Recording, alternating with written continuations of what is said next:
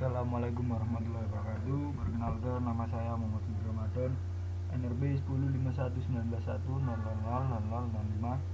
dari Departemen Teknik Instrumentasi IPS angkatan 2019.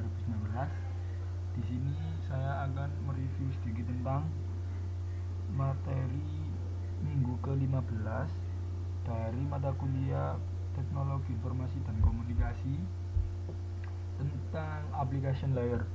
Apa itu application layer? Yaitu merupakan layer atau lapisan teratas pada model OSI reference ketika user akan mengirimkan pesan, dan menjadi layer atau lapisan terakhir pada sistem OSI reference model ketika user akan menerima sebuah pesan. Sesuai dengan namanya, application layer merupakan layer lapisan yang bekerja pada program-program tertentu, di mana application layer sendiri bekerja pada komputer server ataupun komputer client. Terdapat 7 model OSI layer dan fungsi setiap layernya yang berbeda-beda. Adapun cara kerja dari application layer, cara kerjanya yaitu mendefinisikan dan juga menelusuri cara kerja dari application layer jauh lebih mudah untuk dilakukan dibandingkan dengan mendefinisikan cara kerja lapisan atau layer lainnya di dalam jaringan. Cara kerja dari application layer sangat mudah diamati dibandingkan cara layer lainnya. Fungsi dari application layer sendiri yaitu ada beberapa fungsi atau ada 2 fungsi. Yang pertama sebagai alat pengumpul informasi dan data yang dikirim melalui jaringan, fungsi pertama. Yang kedua, sebagai user interface dalam menampilkan data dan informasi. Fungsi berikutnya dari application layer adalah sebagai user interface. Kemudian adapun software dan perangkat yang bekerja pada application layer.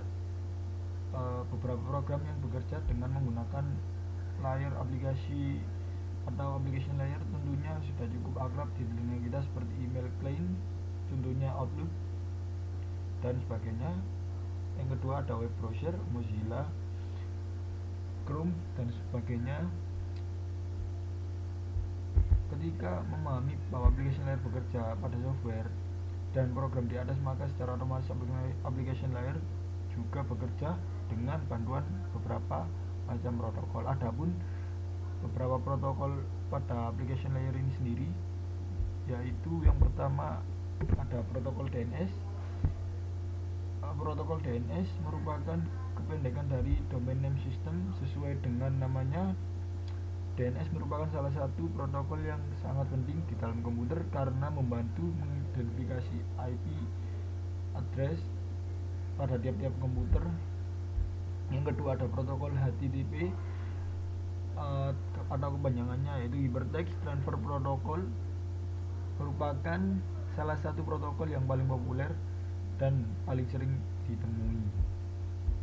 Yang ketiga ada SMTP atau POP3 atau PO3, merupakan protokol penting dalam hal berkirim surat elektronik atau email.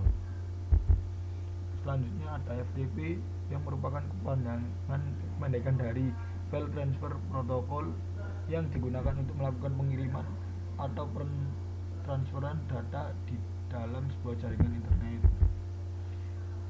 Selanjutnya ada DHCP, kependekan dari Dynamic Host Configuration Protocol, protokol yang digunakan untuk membantu melakukan konfigurasi terhadap alamat IP dari komputer Anda dalam sebuah jaringan komputer.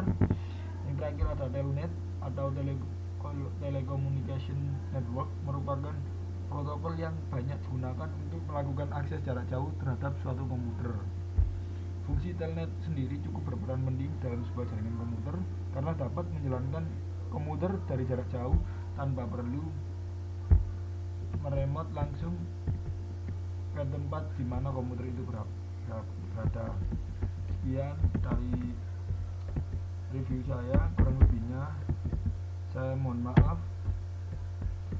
Assalamualaikum warahmatullahi wabarakatuh.